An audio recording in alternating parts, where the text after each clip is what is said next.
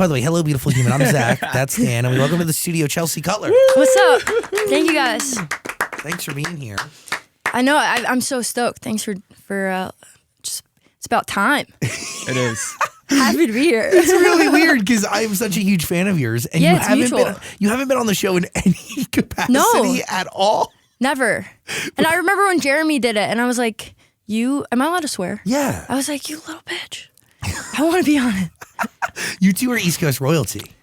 That's so nice of you to say. But it's accurate. He's from New Jersey. He actually grew up just a few miles away from me in Franklin Lakes. Where'd did you grow up in Franklin Lakes? Wayne. Oh, sick. Okay, I have family in like Wyckoff and Ridgewood. And stuff. Yeah, I was born in Patterson, grew up in Wayne, and then Sick. you are from Connecticut. Indeed. And you had I would say interesting upbringing, but it's really not. It was really quintessential and peaceful and loving and caring. And are all those words correct? 100%. Yeah. I feel like I had the most like quintessential New England upbringing. Went to boarding school, small like liberal arts college. Very New England. Blessed. Super blessed, yeah. Do you acknowledge that? I hope so. I mean, you do in interviews that I've seen at least. Yeah. I mean, I think like, yeah, I feel super, super fortunate. So, and I'm not saying that like music and art and expression is always born out of struggle, but like it sometimes is. And that struggle takes a bunch of different shapes and different forms. So where did your want to upload music onto SoundCloud even come from? I think it started with the struggle of my boarding school requiring us to play 3 sports a year. But you played soccer. That's very tough. But you do all those quad flexes. Yeah, I know. What are you talking about? No, so I played I loved like making music, and I grew up in a super musical household. Like neither of my parents are musically inclined, but they just always played music. Room for Squares by John Mayer, I like vividly remember, was one of the first albums that my dad showed me. And so in boarding school, I didn't want to play a sport in the spring because I was already driving 2 hours back and forth to my club soccer team practice. And they had like a little recording studio. So I essentially was like, can I like learn how to use this studio instead of playing a sport to fill that requirement essentially? And I just started posting stuff on SoundCloud. What do you remember about Room for Squares? Your Body is a Wonderland, Back to You, Smash. It's just smash after smash. Totally. And his weird facial expressions. What from that album ends up influencing the early stuff you end up posting? Because you did covers too, but you always did originals right out the gate, no? Definitely. I don't know. I don't know like what directly I've derived from John Mayer, but I am a big fan. Like I do like John Mayer, but I wouldn't name him as a primary influence. I think my parents also played a lot of Coldplay, so that was probably a more like prominent influence for me. When it is nerve-wracking to make music and then let alone to like share music with the world. Do you get nervous posting even a cover to SoundCloud early on? I don't know. I don't think I got nervous, honestly, because I was kind of like, I don't really have anything to lose. Like either no one is going to hear this, or maybe in some alternate universe, people do hear it and they either like it or don't like it. I don't know. I think it was so out of the realm of possibility for me that music could even be anything that there was like no thoughts, just vibes. It was like, I'm just going to put this on SoundCloud. But then what pushes you to write your own stuff or to even sing? Like, that's what I'm trying. Like, okay, you're given a free period or an opportunity to like get rid of a sport and fill it with an extracurricular that is music stuff, recording studio. But that's just a canvas. They're not requiring anything of you. So yeah, what pushes you to want to like, I don't know, express emotion? I think that, like I said, like I just grew up in such a musical household. Like there was just music playing all the time. And my parents took us, like I went to a Bruce Springsteen show by the time I was like 3. So for me, like music always was this space for expression. And I don't know, like I just love it. Like some people want to run for hours. Some people like playing video games for hours. Like I just am like, lost in making music. It's just my favorite thing on earth to do from the second I learned how to play an instrument. So it's just like been there. Do you remember the first song you ever wrote? Yeah. I wrote like this little piano song called Riley. It was the name of our dog. And it was so bad, but my parents like still have it on CD. Like burned on a CD. How old were you? I don't know, maybe like 9. Does that make it to SoundCloud? Maybe one day we'll like leak the B-side, the 9-year-old B-sides. What was the first song that you uploaded to SoundCloud that was original? Maybe this song called Wake Up, which is what Ultra Records heard and signed. Because I did like a little EP deal with Ultra when I was in the end of my freshman year, or sophomore year of college. Well, and that becomes Snow in October, right? Yeah. But the title, the main single from that project is Your Shirt. Yeah. Does that get uploaded to SoundCloud or? No, I didn't make that until I had signed the EP deal. This is testing my memory. This is like 7 years ago now. But which, by the way, is a long time, but also not. I know.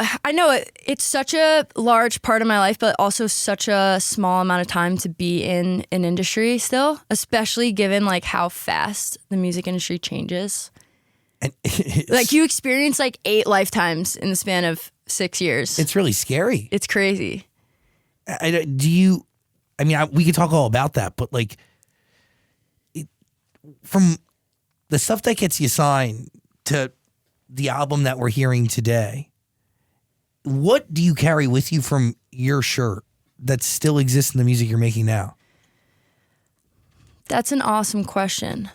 I think a huge thing for me, it was really important for me to kind of have my hands dirty in production and everything with creating the song. And that's still really important to me.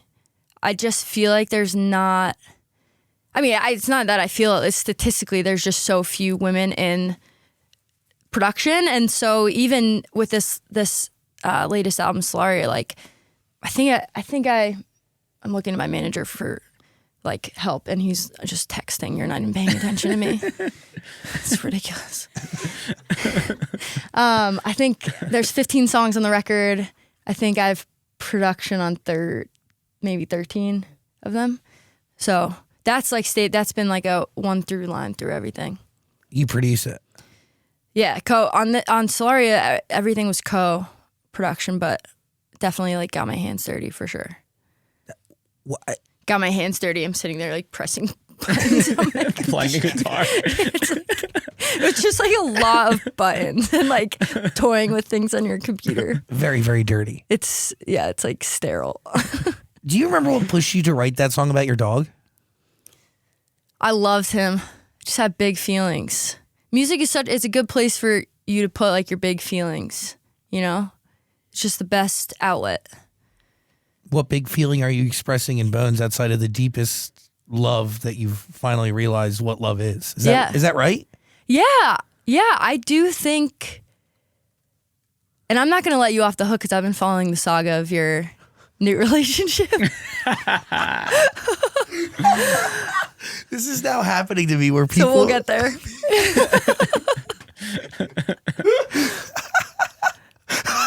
I want to hear about your showers together listening to Madison. We posted that just a couple hours ago.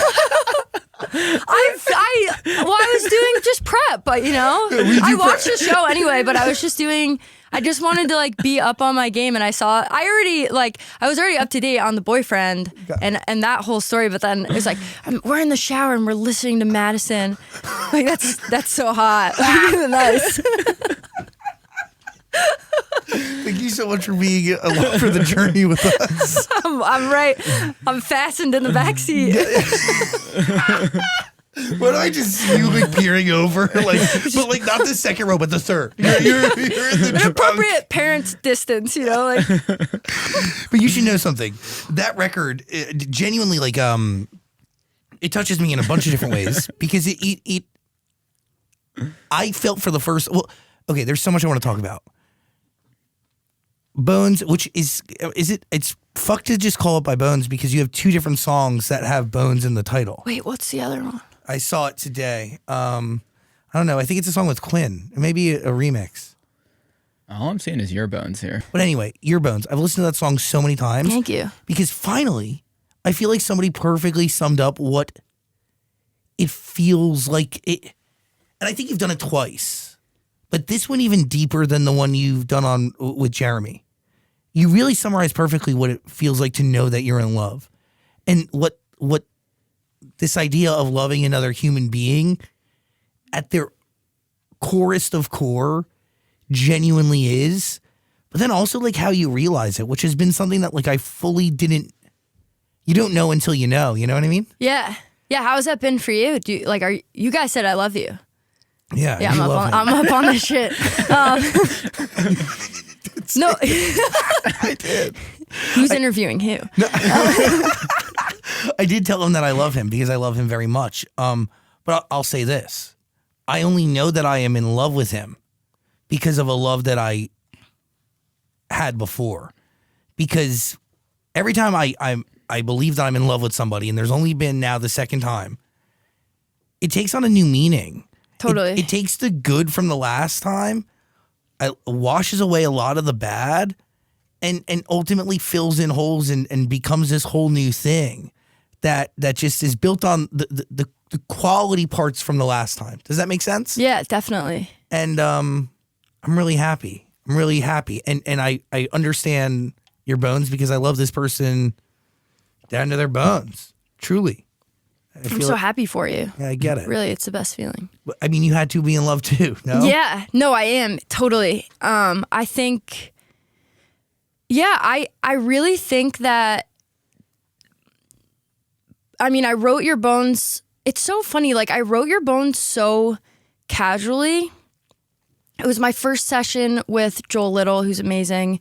And I typically get pretty nervous with first sessions, and it's hard to be as vulnerable as maybe you'd like to be in a first session as well. And so like the crazy thing is it's not, I wasn't like putting so much thought and deliberation into writing it. Like I literally was just writing these thoughts, and sometimes that's kind of the most authentic way to write when you're not overthinking it too much. And yeah, I don't know, like I do feel like this love that I've found, it's been, we're about to hit 5 years, and Wow. Whoa. Yeah. And I just feel like because you, like, I just feel like it's like I'm just so like virtuous in the relationship. And like, I don't say that to like pump my own tires or anything. It's just like, I just want to be the best possible version of myself for this person who I care about so much. And like my intentions have just never felt more pure and good, if that makes sense. I don't know if you Totally. feel that. Yeah. Oh, 100%. What parts of yourself do you want to improve for this person? I mean, it's like, so everything, and it's not like I feel so safe and accepted and secure in the relationship as it is, but Which is so healthy. so important. And I didn't feel that in the last love, and I still was in love with that person, but I felt so insecure, so on edge, so not appreciated, so unliked, so everything. It was disgusting. Yeah, and love theoretically should be this really validating place. And I think what's really important for me is that we kind of foster this environment where we're both growing.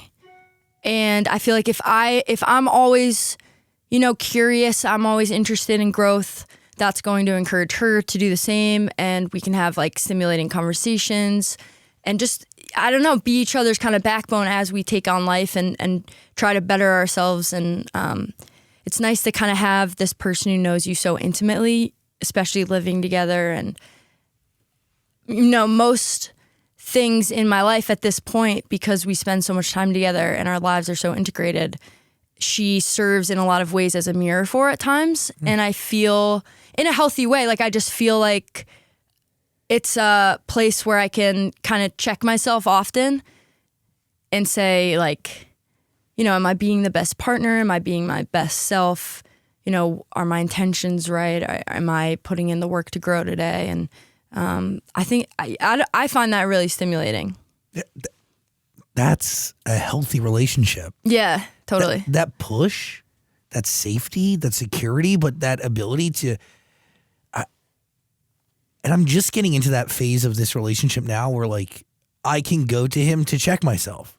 Like I can go to him if I'm at a crossroads and like I don't necessarily know what to do, or I think I'm going to make the wrong decision and I know he's going to push me to make the right one, or how do I fuck up? How do I improve myself? There's this idea that the honesty from your partner is coming from such a place of deep love and admiration and a desire and alignment to watch you achieve your best. And in turn, I want that for him. Yeah, it's really special. But where are you at though when you're writing this record? I mean, is it a moment, and it's not a moment of overthinking, but it has to be attached to a moment or a realization that this person could be it, or you love them no matter what?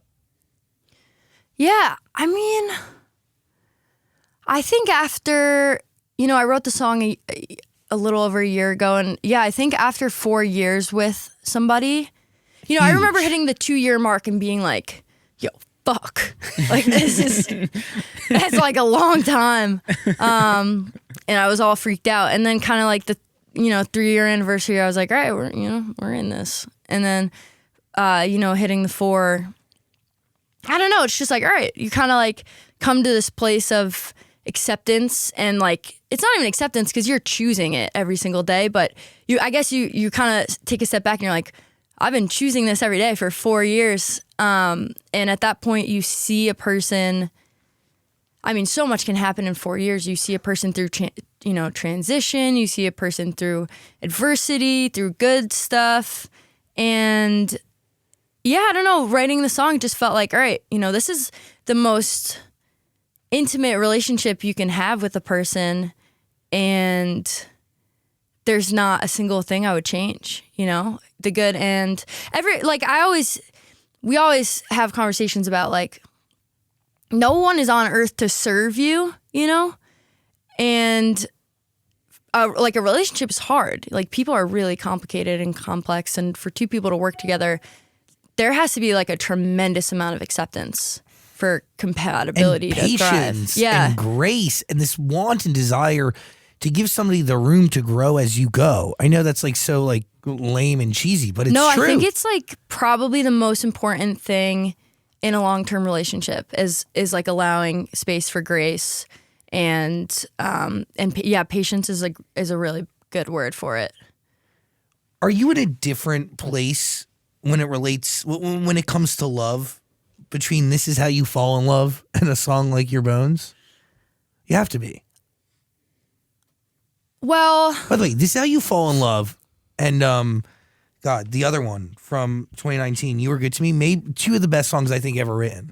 That's so nice. Yeah, thank you so much. I'm not blowing smoke. No, thank you. That means the world. That shit's so good. Thank you. And by the way, like we'll talk about Brent. Like that has its own cult fan base that like is a part of yours and a part of Jeremy's, but also like its own thing. Yeah, totally. And I didn't really understand it until I realized how many like straight white men were obsessed with it. Like I don't even know. I don't even know. So many straight whiteys. I don't know what the Brent demographic looks like. Straight white men. That's fucking weird. Thank God, it's the weirdest thing I've ever seen. But I need an avenue to the straight white men. Oh, you got one. Because like I don't. They love sad acoustic shit that's gonna make them cry and contemplate their own love life with their straight ladies and their heteronormative lifestyles. Yeah, like straight white dudes have got to be the hardest demographic to get them to do anything. To like fucking spend $1. No, they move for the Brent. That's, great. It's weird. But it's cool. Is it a goal for you to conquer the straight whites?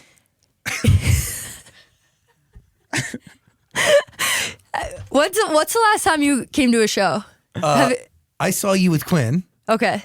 Because like a classic thing that I do, it's like not even on purpose, is like if I see like a nice Bass Pro Shop hat or something, I'll be like, I see you little heteronormative man, like bobbing your hat. I like that. you know, like, is it a goal? I think like in a comical way, kind of, because like I said, like my experience, and this is, you know, everyone's experience is different. And I'm fortunate to be surrounded by a lot of straight men who are in the music industry, and so are naturally like pretty sensitive and like supportive of women. I would say outside of that, like my experience with white dudes is that like you got to move a mountain for them to like care about women, particularly like a girl who's dating another girl. So I don't know, like look at streaming and ticket sales. It's like predominantly women. So But what is it about Brent? Like what? I don't know. Where is this project? maybe because there's a white male involved in it. That it's like there's like I don't know. I think it's like the lyrical they find content. a little solidarity in it. Like I don't know. I don't know. I think it's lyrical content. I think it's the stories you all are telling. Did you like? Does that surprise They love you? folk music. Yeah, they do. They And love that's- folk music. And is that the box you'd put Brent in? I think. I mean, I would say like singer songwriter. It's a little folky at times. It's a little. Yeah, I don't know, right? Totally stripped back, Yeah. super acoustic. It's giving like super cheap backline. Would make a great tour. Dude, don't go there. Why is your tour expensive? No, it's just like we got people in the room who are hearing you say it would be a super cheap, profitable tour. I don't hear the end of it, so Do they want? don't feed the fire. Do they want it to go on the road? I think we all, you know, I think we'd all love that at some point. I think it probably takes 6 months for Jeremy and I to like even find a day on our calendars that align to like even just hang out or like get in the studio. So try doing that for 8 weeks. I don't know, but it would probably not be as cheap as it sounds. Why? Because you'd add a bunch of backline and production Because that's Jeremy's unnecessary. just like, we need this player and this player and this player. We'd have 12 people on stage. Like you literally need none of it. It's just like really good for just you and him and like maybe a guitarist and a piano. You should come to our budgeting meetings. If you want the straight whites there, just strip it all back. They don't need pyro. No, they Only when they go see the Chainsmokers. you don't. Yeah, I was gonna say you don't think they like pyro? No, only when they're pumping their fist to DJ Pauly D Yeah. in Atlantic City. When I Close My Eyes was your second studio album. I saw the Chainsmokers at Atlantic City once.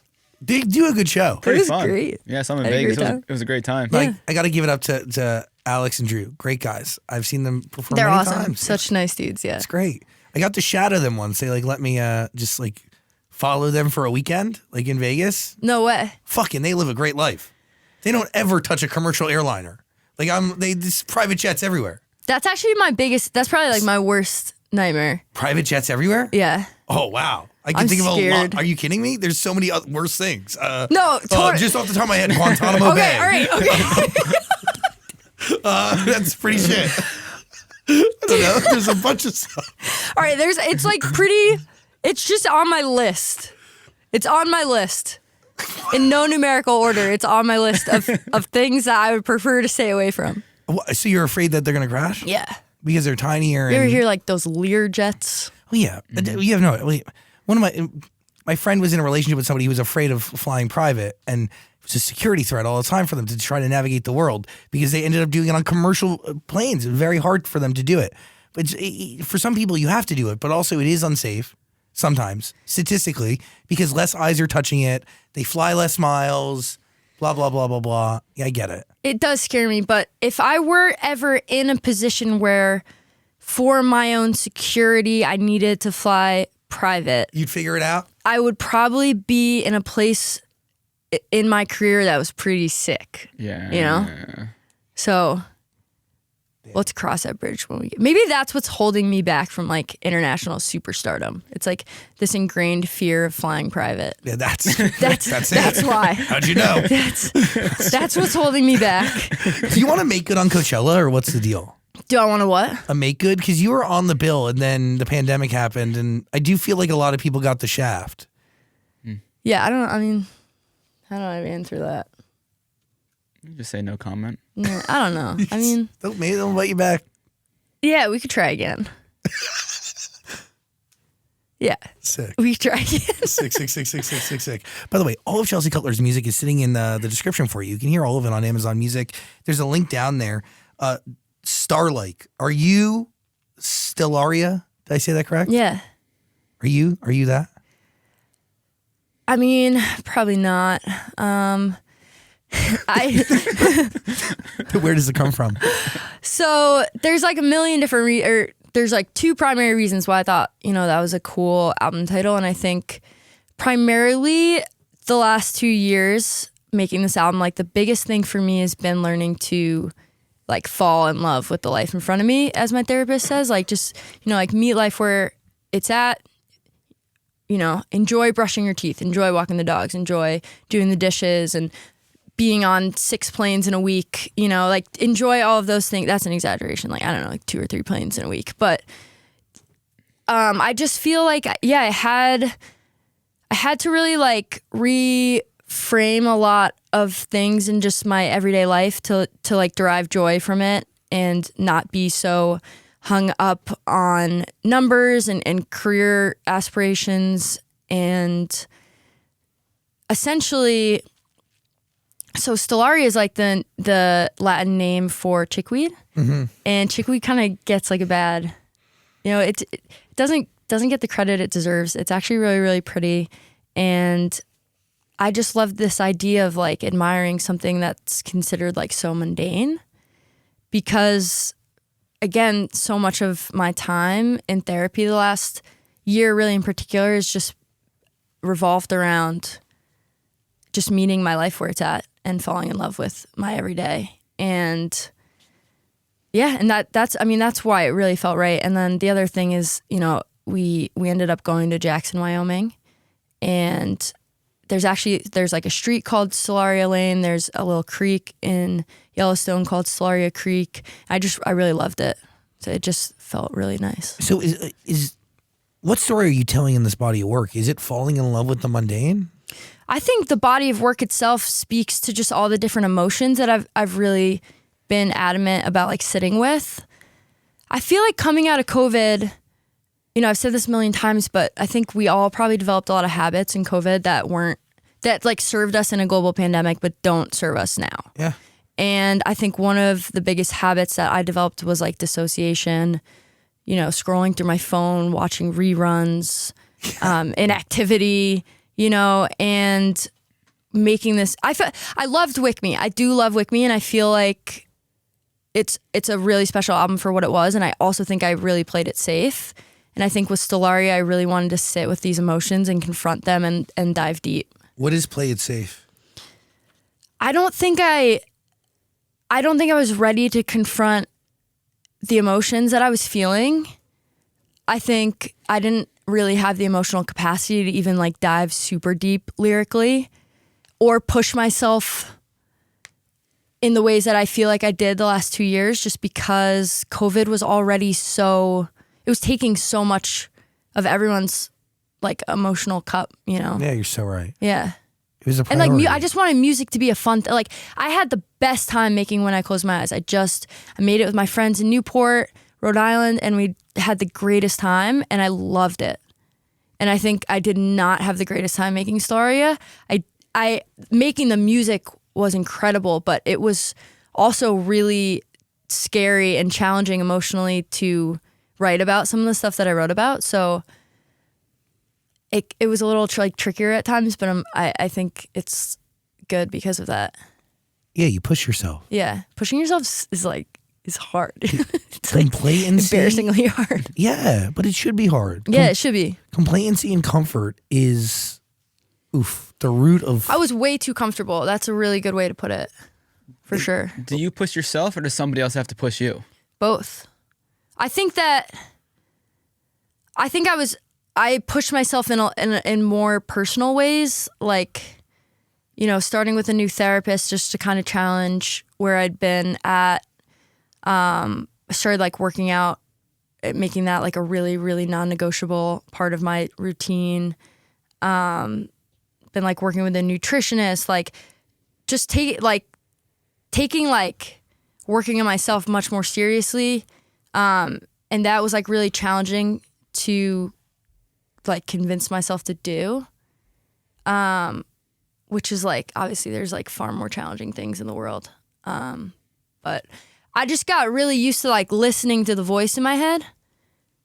You know, if it said like, I'm tired, I'm not gonna like go to the gym, or I'd rather stay in than go out. The last like year, I've just been really working on like doing the opposite of what that voice says, which has been, it's just like building a muscle. It's like, you know, it's like going to the gym. It's just like building a muscle.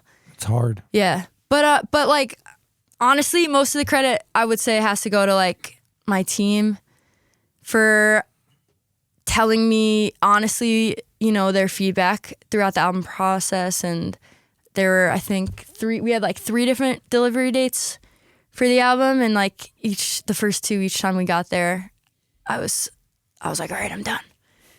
And we'd go into like the calls and they'd be like, nah, it's not there. You gotta keep going. And I'm really glad that they did. In the moment, I wanted to probably quit music and, you know, tell everyone to fuck off and leave me alone. I'm the artist. I can do what I want. And I'm really glad that everyone was honest. What changes in the album? Just kept writing. When does I Don't Feel Alive come? I Don't Feel Alive came the second time that I was told like the album wasn't there yet. And I went into the bathtub and cried for like an hour. And then I went to the studio and I wrote the song. The opposite of comfortable and complacent. Interestingly enough, like that was comfortable, like channeling the emotions in that way. Yeah, I mean, I don't know. Like, I think when I say that, like, I was so caught up on like aspirations and numbers and like that was killing me every day. Like I was just like living or dying by my identity with music. And so to be told like the album's just not there, it was like, what did I just spend like the last 18 months of my life doing? And it's actually been really liberating. Like the last 6 months, like half of the album came when I was like, I cannot give a fuck like anymore. Like I have to just make music because it's fun and focus on other stuff. We got a puppy that like brought so much joy and took a lot of attention away from music. And honestly, like half the album came after that. Is there a switch where you realize that you go from making music for yourself, for other people, and then maybe back to you? Definitely. I mean, dude, the second you commodify something that is supposed to be fun, there's like automatically, Totally. You know, and you know, I used to just like make music because it was sick and I thought it was sick, you know, and like now you make music and you send it to your manager and your A&R and your publisher and you're just getting everyone's feedback and like teasing it on TikTok where you're subjecting yourself to like constant judgment and you know, occasional validation. It's like, is this song good? You know, you're just teasing like 10 songs to figure out which one the world likes. It's very interesting. So what's the balance there? I actually have kind of started to like find liberation in the fact that there's power in the audience right now. And I think my only role as an artist is to make music that I think is cool. And through social media and through, you know, streaming services and stuff, like it's kind of in the audience's hands nowadays to decide what they like. And that's kind of liberating because you can just tell yourself like, all right, I'm just gonna like make everything I think is cool, and I can't control how other people perceive it or feel about it. It is freeing, but also scary. Totally. Especially when you do something as vulnerable as I Don't Feel Alive. Like, that record has so much in there. Yeah. I don't know, dude. Like, I kind of feel like I would rather just leave it all out there than leave anything unsaid at this point. But has that changed? Like, that wasn't always the case, yeah? I think that with this album in particular, that felt more important to me. Cause like I said, like once you realize that it's like not in anyone's control or the record label's control anymore to like push a button or pick a single to take to radio. It's like I said, it's like liberating. It's like, all right, I'm just gonna make the most honest, best music I can possibly make, and that's what's in my control. But was this song like How to Be Human? You do that in 2019. I mean, was that not honest? Was that not the best music you can make at that time? I think it was maybe the best music I could make with like the tools and maturity that I had at that time. But I don't think it's remotely in the same world as the stuff on Stellaria. How about comparing this album to the last album? Same. I'd give you the same answer. Really? Yeah. What is the connecting through line besides your voice that brings everything together? I mean, I think style, I think if you look at someone like Post Malone, who's like music, not comparing us in any way, but like he can make any kind of music, and because it's his writing and his voice, it feels like him. And Taylor's a great example of that. And like, it's who I was at the time. It's what felt good for me to make at the time. And I think it's important for obviously like the music to grow as you grow and change, if that makes sense. Men on the Moon. It came out late 2022. Now we're into 2023. The album is here. But Men on the Moon started the whole thing, right? It kind of introduced everybody to the era? Yeah, I'd say so. A little less than a year. Yeah. Right? What is the message attached to that song what I perceive it to be just solely based on the title, which is, I don't know. Maybe going solely based on title, and I've listened to it, but people will look at it and go, Men on the Moon. And I would assume that like that's the title that would, there's like a few, when you look at somebody's Spotify page from time to time, an artist can make the case that like a random song of theirs does really well because the title is just so interesting and just grabs you. Yeah. It's giving men are allowed on the moon, but women cannot, or women haven't been there. I wish I wrote the song about that. Where are you at? I know. If someone offered me to go to the moon, I'd probably say no. I'm scared. Why? I think I'm scared of the rocket ship.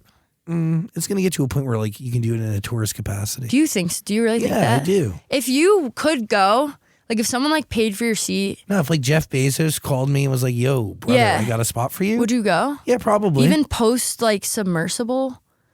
Yeah, I think a guy running a submersible company that works on a GameCube and an Xbox joystick is You feel better about Jeff Bezos? Than Blue Origin, yeah. Yeah. That's You don't? Do I feel better about Jeff Bezos than Stockton Rush? That's a crazy. Would you rather? Well, you're very. Would you rather Jeff Bezos or Stockton Rush? You're genuinely in the loop on that submersible case. Oh yeah. Okay, good to know how you're wasting your time. Shit. Is it really wasting my time? Well, how long have you been sitting on this album? Like 2 years. Okay, finished for 2 years? Oh no, we submitted it in the beginning of July. So a few months. Okay. So what was the last song you made for it? The last song that we made for it was this a song called You Don't Think About Me at All. It was like 2 days before. It was like the last writing trip. What was going on in your life that brought Zach's that like, we out? gotta get away from Stockton Rush. I thought we were gonna dive in there. No pun intended. Nice. Who were you talking to in that song? Honestly, so by the end of a cool thing about Stellaria is it's the first album that I feel like I didn't necessarily like make up stories, but like I've been in a happy relationship for a long time, so I have to draw on like old heartbreak inspo. And yeah, I wrote this song about, I'm like a really sentimental person, and like it has nothing to do, like I'm in this amazing relationship, no one else, nothing else matters. that being said, I am really sentimental, and I'm always just like I just like wonder how people are doing, and I just know that like I'm soft to be thinking about that, and I'm like I feel pretty confident that like my exes are not thinking about me. You know, like I just know that. I just feel that way. And it makes it's like embarrassing, you know? Yeah. It's like, why am I like, I'm chilling, like life's amazing. I'm just like wondering how you are. And but do you genuinely care how they are? No, I care that like in my head that like, why don't you care how I'm doing? Yeah, I get it. You know? You only want to care so they can then care about you. 100%. Yeah. I'm so soft, and like I'm just so like I don't know, maybe I need a little more I need a stronger ego, you know? There's so many songs on love and the different stages of love that you've written over the years that like, how do you even define it yourself? I mean, yeah, that's a crazy question, because I think there's so many different kinds of love. Obviously there's sibling, parental, you know. There's something that connects all of it though. Yeah, that's a great question. Like what's the through line between like every type of love? I would say intimacy and vulnerability and selflessness. Like I think if you really love somebody, you really, you know, whether it's a sibling, whether it's a friend, your significant other, like you really are consciously thinking, how can I support them? I think that's a big indicator for me that like I really, really care about somebody. Does love become easier for you to navigate from writing so many records like this, or does it get more complicated and messy? I mean, I think easier, because I think that for a lot of artists, writing is a really good and healthy way to process feelings. And you know, it's funny because I didn't put much thought into the line in your bones that's suddenly I'm somebody I don't recognize, but I'm so happy to be here. Like in the moment, I was just like, oh, this is cool. You know, I like that. So beautiful. That's how I feel. And looking back on it a year later, I'm like, man, that was really significant that I felt that way.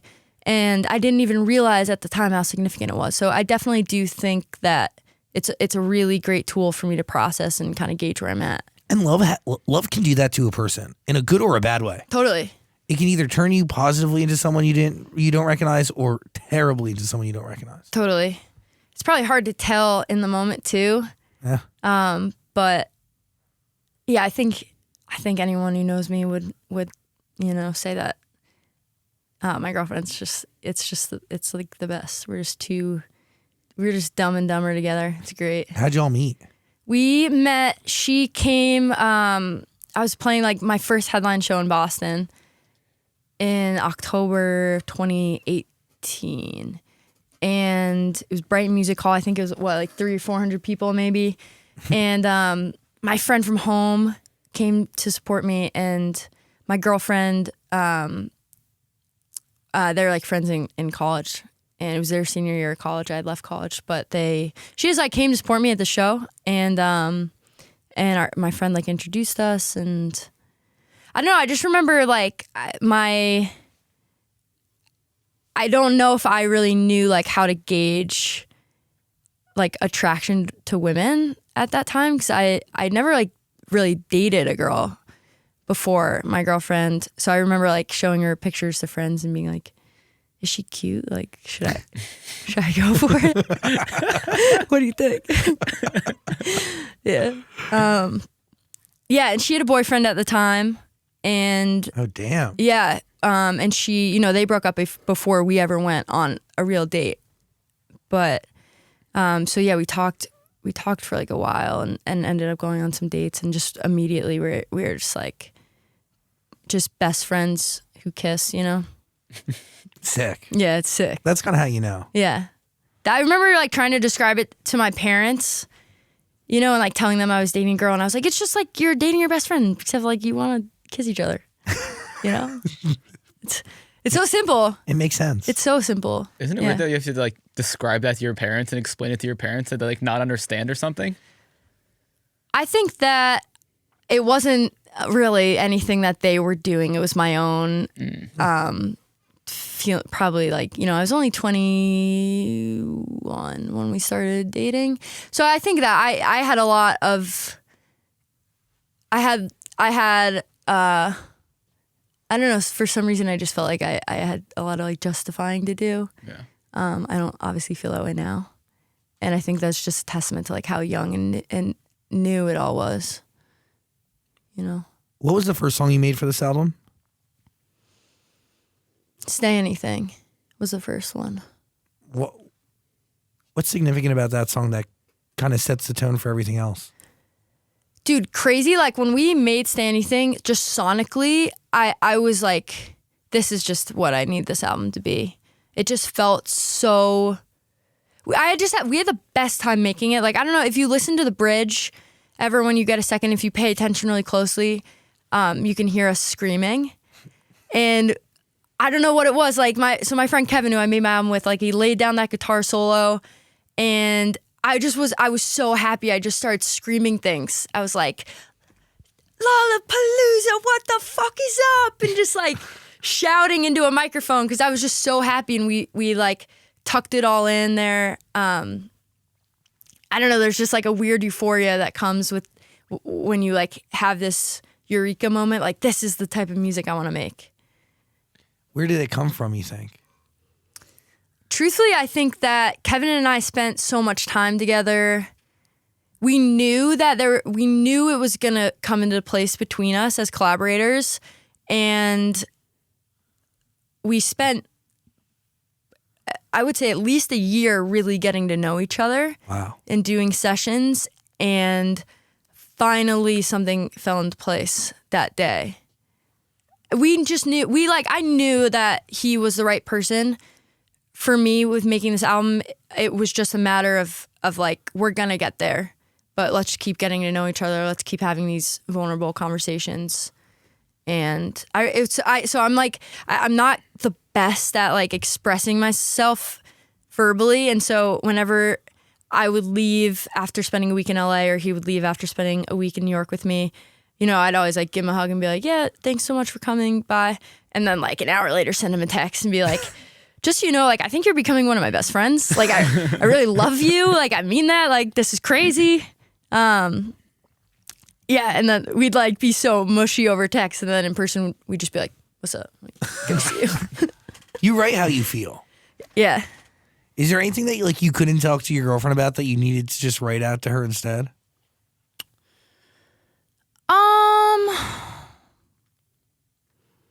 No, I'm pretty comfortable telling her how I feel, honestly, which is great.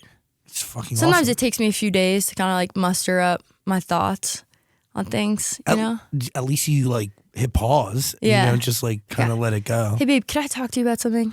I really don't appreciate how you moved my toothbrush. You know, like it takes me like 3 days to get there. But Really? I get there, yeah. Over the toothbrush? No, I just made something up. Okay, got it. Yeah, I'm not gonna like air out. I'm not gonna like air out all the time, you know. But I just made something up. Got it.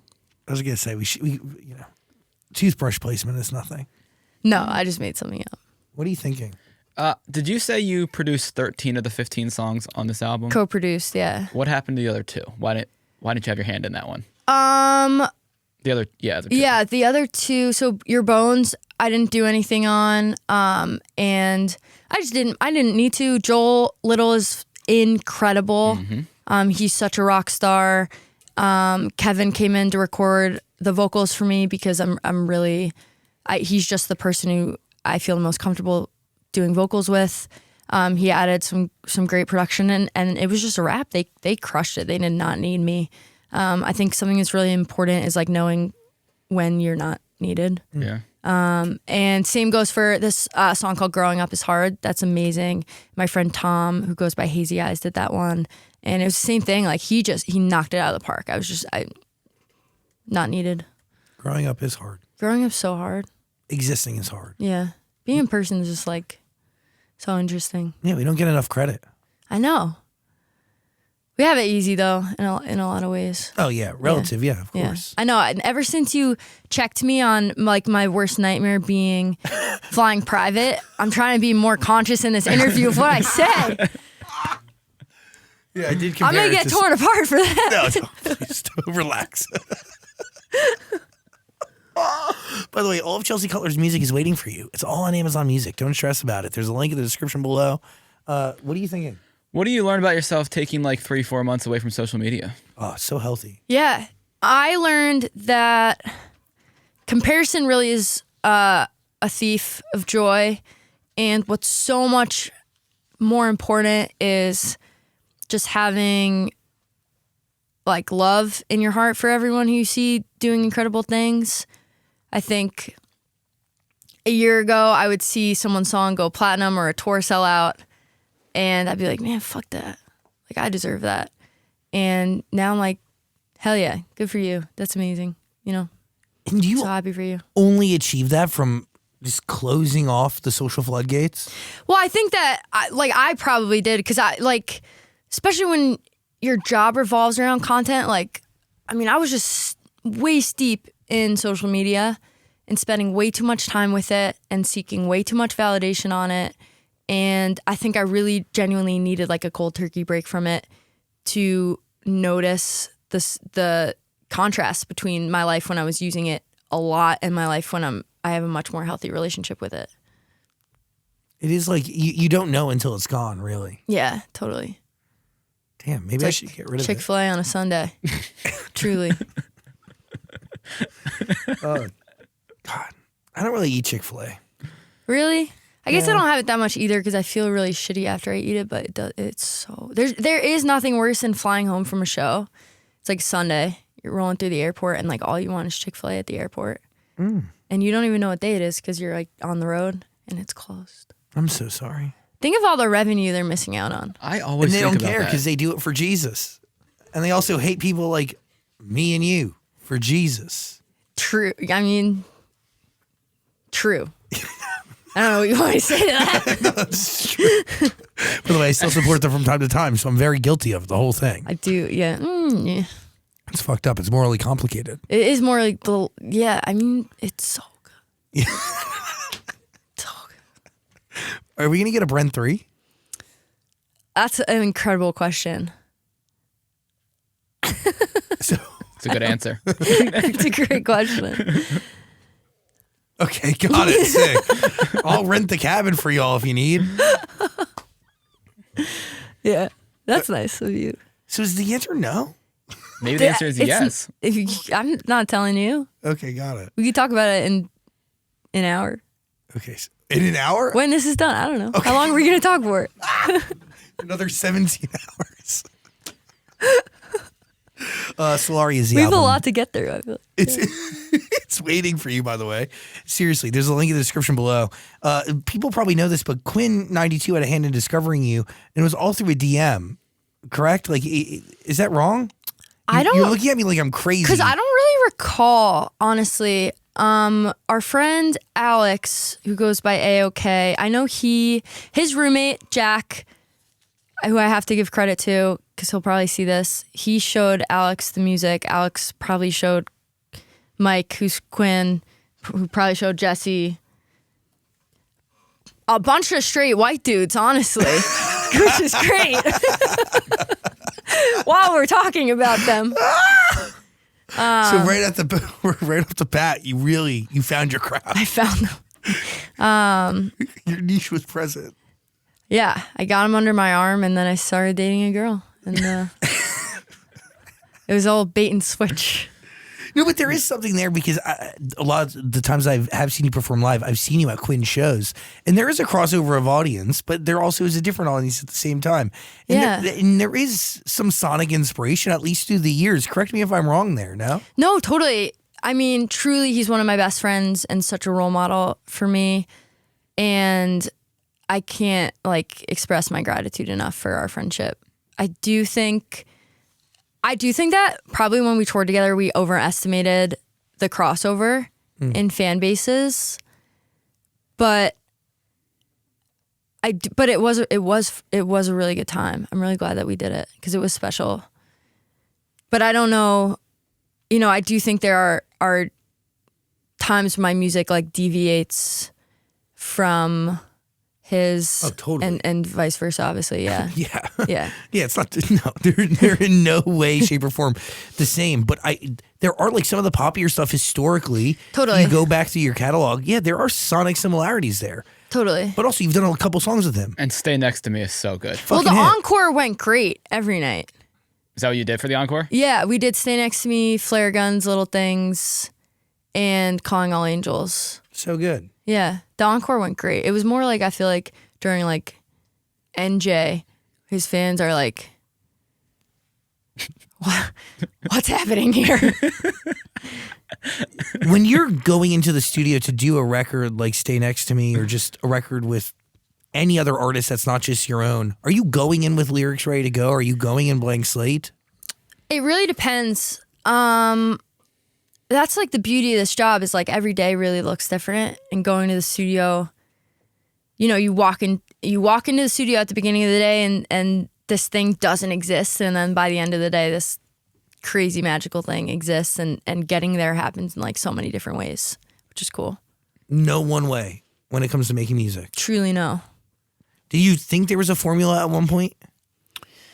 Honestly, no. Like I think the variety of it is really what is a big thing about it that makes it so fun for me. But there was a one point in your career where you're like, oh, this song did really, really well. How do I do this again?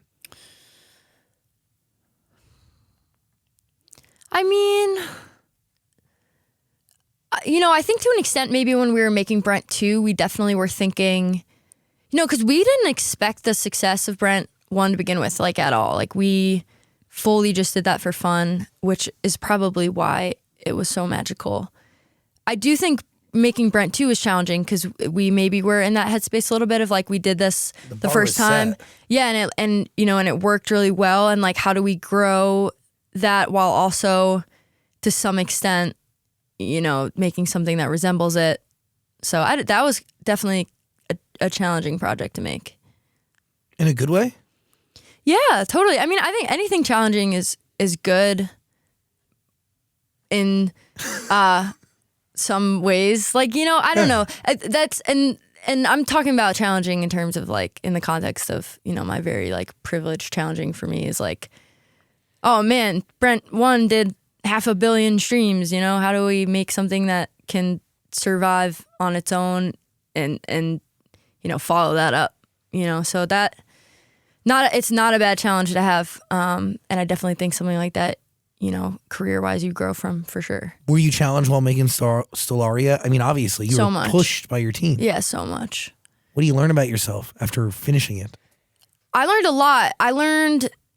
I'm definitely a little more resilient than I thought, or I at least learned how to be more resilient. I definitely learned, I think, how to advocate for myself while also, being a good collaborator. Because I think as an artist, it's so easy to play the artist card and be like, well, you signed me, and like, this is my vision. And like, to my managers, like, you're supposed to advocate for me. And that's just like, it's not productive. And I think we really got the album to the best place by like when I learned to like loosen up and be more collaborative. And a big thing I learned too that I was just talking about with my manager is that I'm a lot happier setting like process goals. Like I think I sat down I went into like the label office and I sat down and I was like, I want a Grammy nomination and I want this album to debut top 10 on Billboard. And like those things are really, really cool. And if they were to happen, that would be awesome. That said, I don't think those are the things that I'm, on my deathbed going to be most satisfied with. I think creatively. Yeah, I think that for me, what really brings the most joy is like, am I having fun in the studio? Do I feel like I'm learning? Am I pushing myself? Am I growing as a businesswoman? Am I growing as a collaborator and a teammate with my label and my management team? And am I growing as a performer? and am I like enriching people's lives? Am I, serving ticket buyers? Like all that is so much more important to me than, winning or even just getting a Grammy nomination. And maybe a year ago, I wouldn't have said the same. But when your intention is rooted in all those things, all the other stuff follows. I guess we'll see. Oh, that'd be great. In time. That would be amazing. But I'm not going to if I never get to go to the Grammys, that's cool. I'm so blessed. Like what an incredible position to be in, to have a career like this where I can just make art and I can talk to people and like hopefully impact people. And yeah, I don't know, like if there's supplemental things like getting to go to the Grammys or, more plaques and more tickets sold, then that's awesome. That's great. By the way, Stellaria is waiting for you. Link in the description below. All of Chelsea Cutler's music is on Amazon Music. That's the right, healthy mindset to be in. Because again, if you strive for anything else, like it's just rooted in the worst intention. Like, yeah, art is not appreciated or rewarded by trophies or accolades or. Dude, I think it's tough because when I signed a record deal, my deal with Republic, I was 20. I just turned 22. And sometimes I think in the entertainment industry, 22 can feel like older because there's so many teenagers and young adults in the entertainment industry. But when I look back at myself, I'm 22 years old. I'm getting my first big check. I'm getting validation from so many external sources. It makes a lot of sense to me that I developed a habit of like searching for that validation and that joy externally. So it makes a lot of sense to me. And I'm glad that, at age 25, 26, like I was probably more, in the last, in my 26 year, like, I'm glad that like I've gotten to a place where I can recognize that. And like I said, like hopefully be setting more like process intentions and stuff. The songs you share with Quinn and Jeremy, do you see those songs as your own? That's a really interesting question because I do, like in a lot of ways I do, and then in a lot of ways sometimes I do feel like a fear of mine, and it's like a dumb fear. Like sometimes a fear of mine is wondering if like my career is going to be characterized by collaboration, and then I think I'm like, what a great way to be characterized, by making sick stuff with your friends. It's sick. But also like, I understand where that mindset comes from. Is not being able to have your own, to that point is like, is your career defined by what you do next to somebody else? But the reality is, as long as you keep getting up there and taking a swing, it's a new opportunity for people to find your art. So the best thing about the music industry is like any day could be your day. Any song could be your song. Endless. You get to step up to bat anytime you want. many times you want. Yeah. No, once you hit, literally no one is going to care how long you've been around, how many times you stepped up to bat before. So that's liberating. But I'll tell you this, your career in no way, shape, or form will ever be defined by the collaborations. It'll be defined by your artistry and what you bring to those songs and your own music, Thank you, dude. I appreciate that. It's not based on who you're next to. Thank you. And Your Bones is having a moment. Huge. Yeah, it's cool. I know. Fucking great record. I'm so pro TikTok right now. Yeah, like I love social media. Because it's working for you. Call me in 6 months. TikTok's amazing.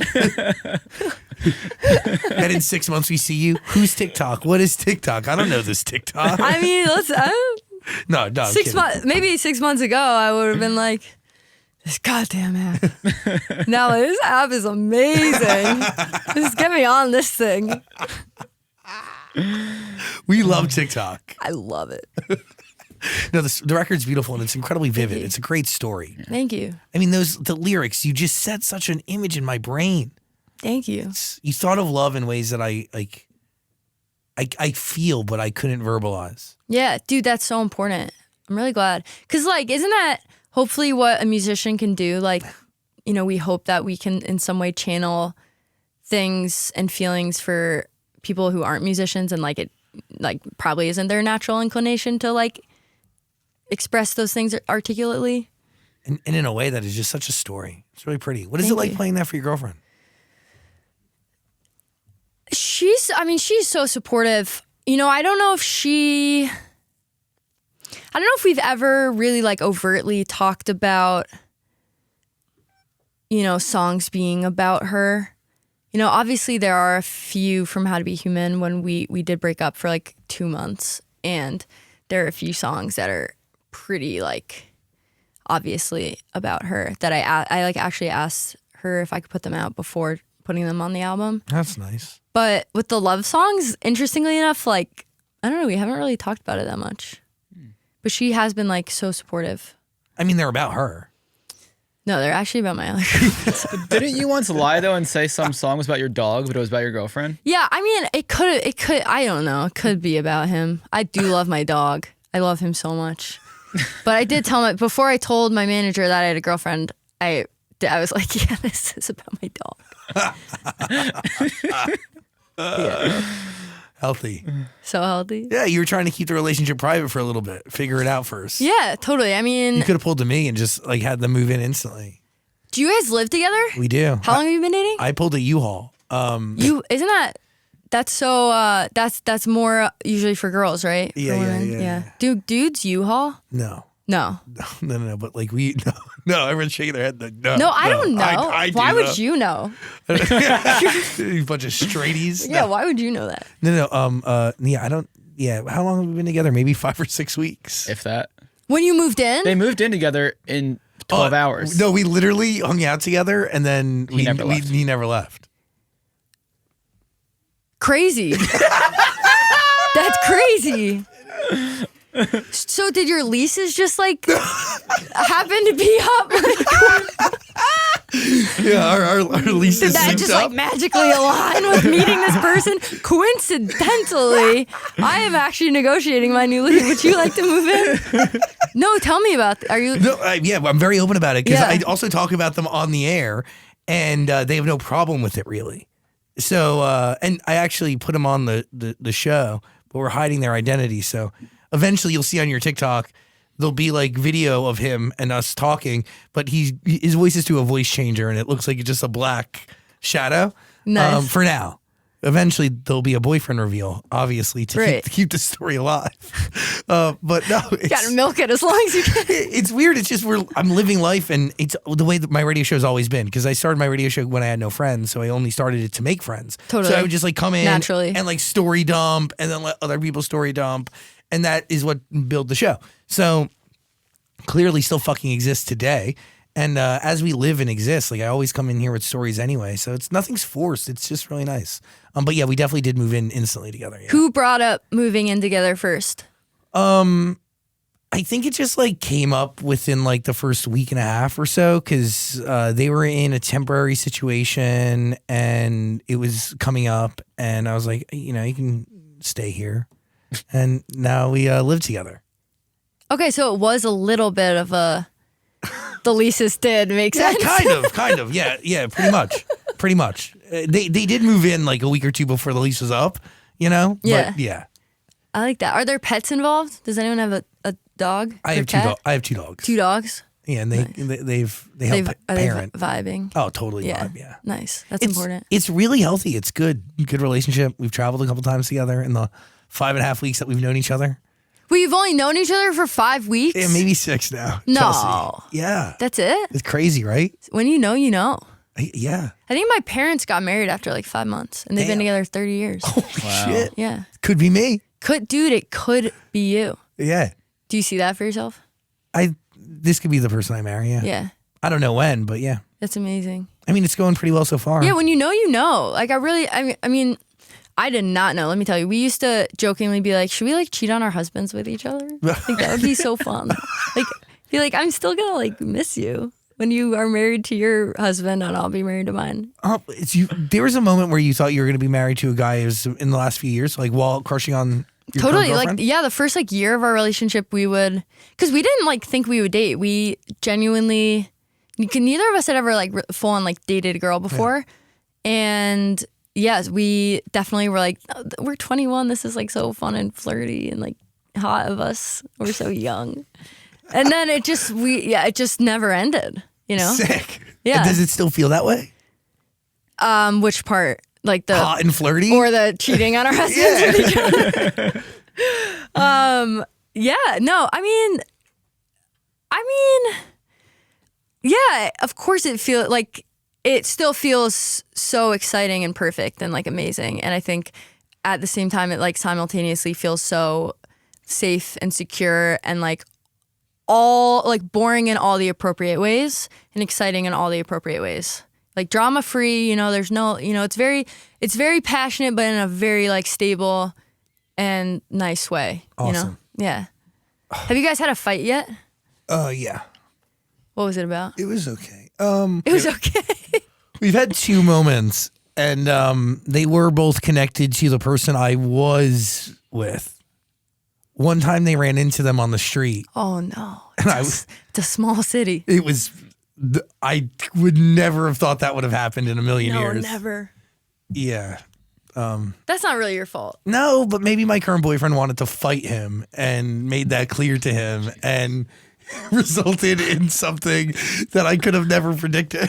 like, He's just looking out for you. yeah, that's it. Actions rooted in love. Yeah. Are they actually like? Did I like actions rooted in love? So that caused a little bit of a problem. Okay. Fair. But that's it. Yeah. Nice. You know, Yeah, that's all right. I'm starting to sweat. Yeah, I know. I got you on the spot, baby. You got me. You got me. It was a rough day. But yeah, We made it through. Yeah, totally. Oh, and learn and grow from that. And yeah, it's awesome. I'm really happy. I'm very, very happy. And I've never felt love like this before. I've never been appreciated or loved by another human like this before. So Isn't it crazy to like? wild. Yeah, you like sit back on a macro level and you're like, oh my god, like someone loves me. That's crazy. It's insane. Why? Yeah, and why is the big question. Why? Like you're just listening to me ramble forever. Yeah, and you don't hate it. I made you get a second dog. I'm psycho. I'm just kidding. But yeah, it's especially like when you think about the large scale of your love for this person and to think that there's a world where like that's reciprocated and it's healthy. Nuts. Mind blowing. Because usually it's not reciprocated and it's gravely unhealthy and it's just me feeling the love and I'm Totally. an idiot.